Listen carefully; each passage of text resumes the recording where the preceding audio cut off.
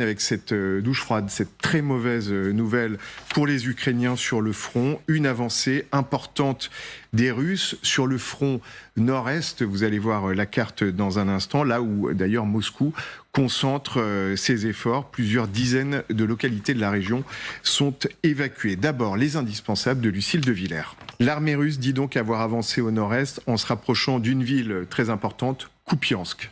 Oui, d'abord, pour bien situer la zone, rappelons que la ville de Kupiansk a été reprise par les Ukrainiens au mois de septembre dernier, après 7 mois d'occupation russe. Elle se situe dans l'oblast de Kharkiv, sur les bords de la rivière Oskil. Nous ne sommes donc pas dans l'un des 3 axes d'offensive ukrainienne, mais bien plus au nord. Ce matin, on a appris que le commandant des forces terrestres de Kiev, Oleksandr Syrski, s'est déplacé jusque dans la zone de Kupiansk. En témoignent ces photos. On le voit ici de profil en tenue militaire. Au milieu de ses commandants, des ordres sont donnés. On ne voit généralement cet homme que lorsque des grandes décisions sont à prendre.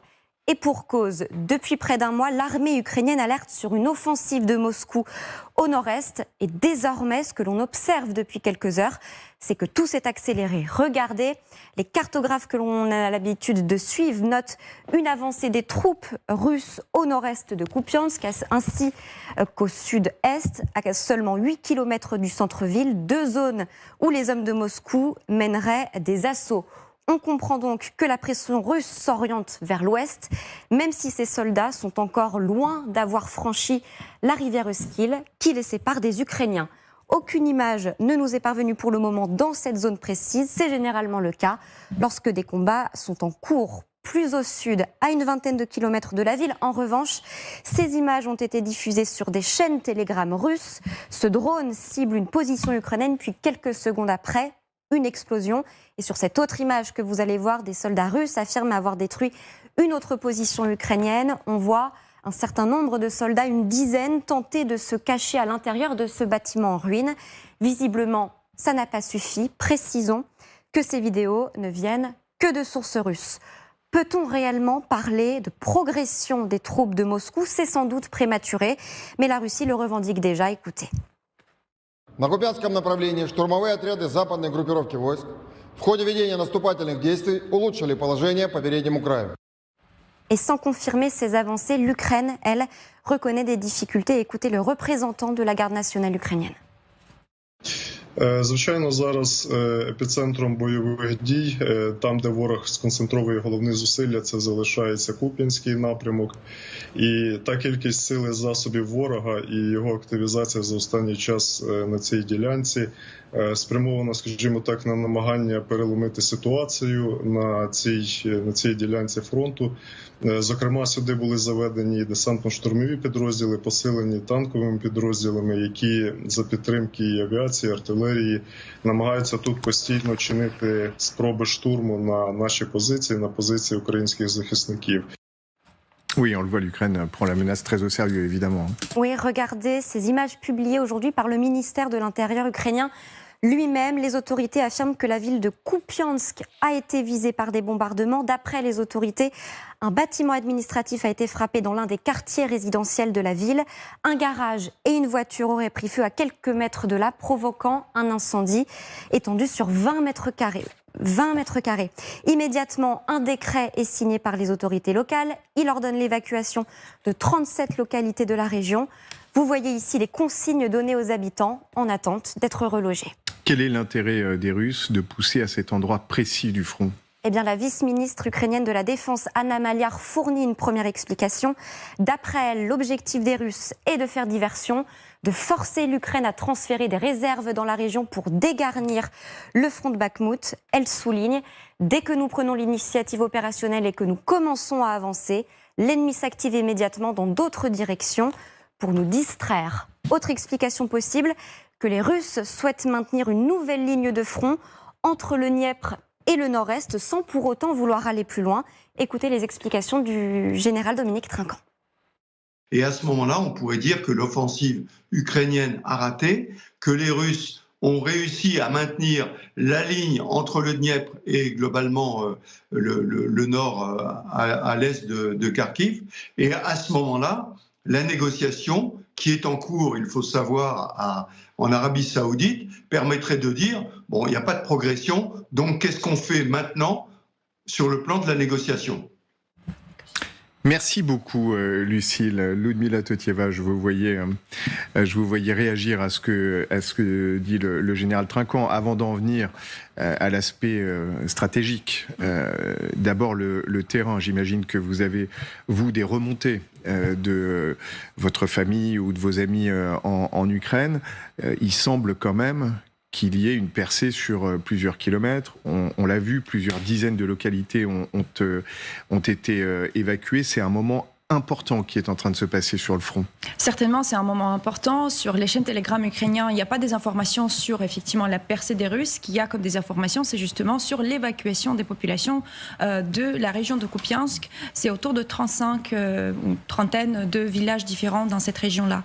Ce qu'on sait aussi, une autre explication pourquoi les Russes tentent autant de prendre du rôle, enfin de vraiment prendre plus de positions ici, c'est parce que ça va faire bientôt un an que les Ukrainiens ont libéré justement la région de Kupiansk et Kupiansk même des forces russes, et je pense que c'est vraiment cette volonté de revanche qui est très forte chez l'armée russe. Il faut savoir aussi, comme c'était bien indiqué dans les explications tout à l'heure, que le commandant de l'armée de l'air de terre, Alexandre Syrski, quand il s'est rendu sur le front, c'était c'est assez important comme déplacement, et surtout qu'il y a autour de 100 000 soldats russes qui étaient amassés sur cette zone-là, et qu'il y a aussi des rotations de ces troupes.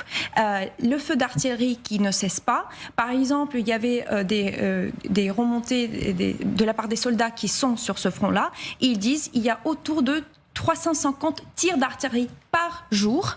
Alors, on n'a pas l'équivalence pour répondre, on n'a pas d'aviation pour effectivement contrer certains avancées russes.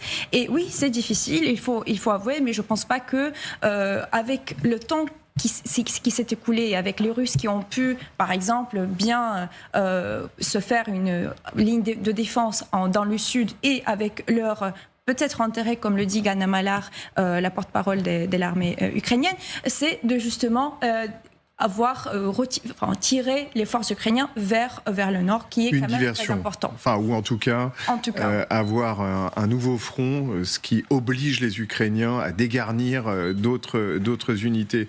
Vincent Hugeux, effectivement, il y a quelques jours, quelques semaines, on annonçait 100 000 hommes qui étaient massés dans cette zone.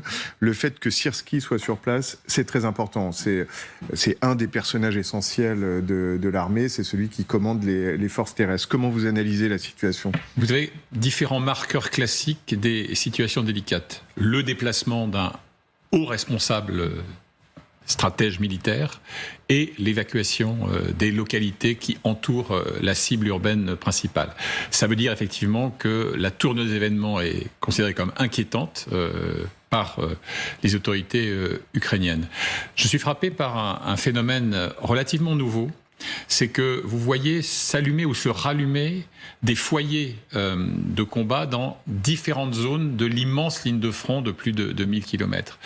Et à l'instant même où on sent qu'en Crimée, il y a une tactique de harcèlement ukrainienne assez performante, frappe sur les axes de ravitaillement, ponts, routes, voies ferrées d'une part, drones navals contre des bâtiments qui interdisent aux Russes de faire de la mer Noire un lac national, comme ils en rêvent depuis des décennies.